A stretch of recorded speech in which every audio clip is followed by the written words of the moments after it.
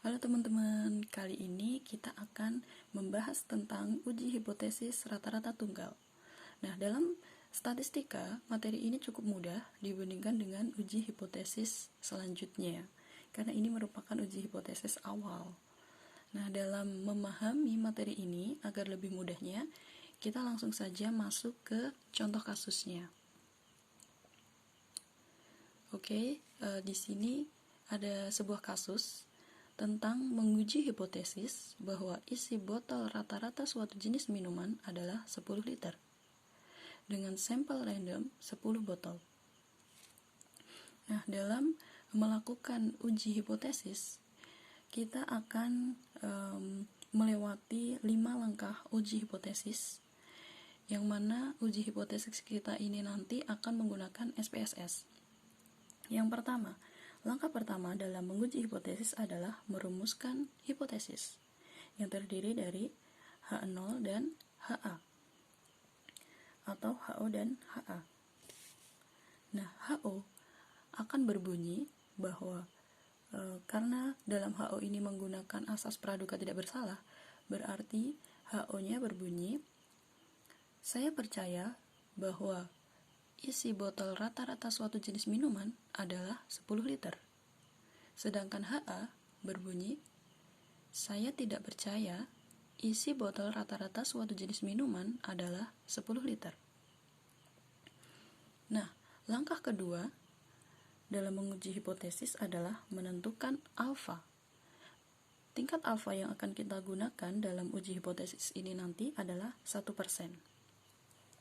Kemudian, kita akan mencari nilai t-test, p-value, dan kemudian akan merumuskan atau akan menarik kesimpulan dari uji hipotesis kita. Oke, sekarang kita akan masuk ke SPSS untuk melakukan uji hipotesis. Yang pertama, kita buka dulu SPSS kita.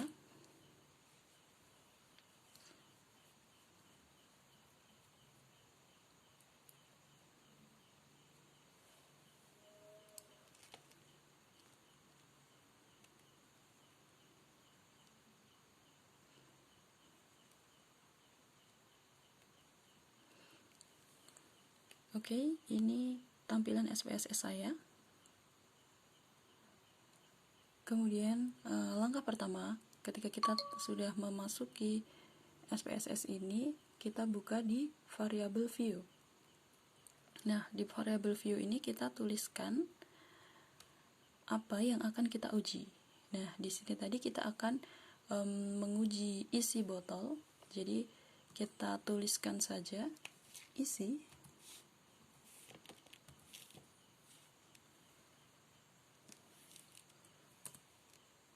Nah, setelah kita tuliskan, kita masuk ke data view. Nah, data view ini kita isikan data kita yang akan kita olah dengan SPSS. Dalam mengisikan data di SPSS ini ada beberapa cara. Yang pertama, kita bisa mengcopy data yang ada di Excel.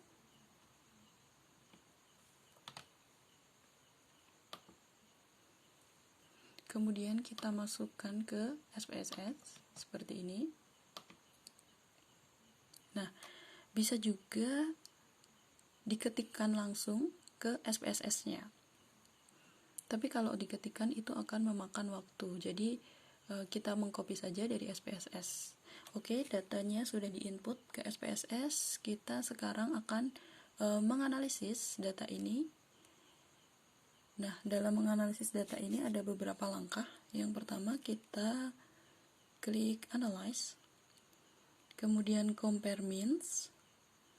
Nah, kita pilih One Sample t-test. Kemudian variabel kita masukkan ke dalam mesin t-variable seperti ini.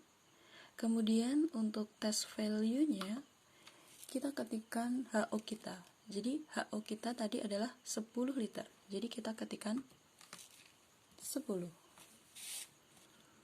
Kemudian jangan lupa kita di sini menggunakan alfa 1%. Jadi kita harus memastikan di sini sesuai. Karena 1% berarti 99%. Kemudian continue dan oke. Nah, jadi akan tampil output seperti ini yang terdiri dari dua tabel. Yang pertama ini yang tabel pertama ini menjelaskan tentang n itu adalah sampel kita, jumlah sampel kita tadi ada 10. Kemudian min, jadi rata-rata di data kita tadi ada sekian, standar deviasi dan standar error min. Nah, di tabel kedua, tabel one sample test, ini adalah tabel yang mana akan kita gunakan untuk menganalisis, menguji hipotesis kita tadi.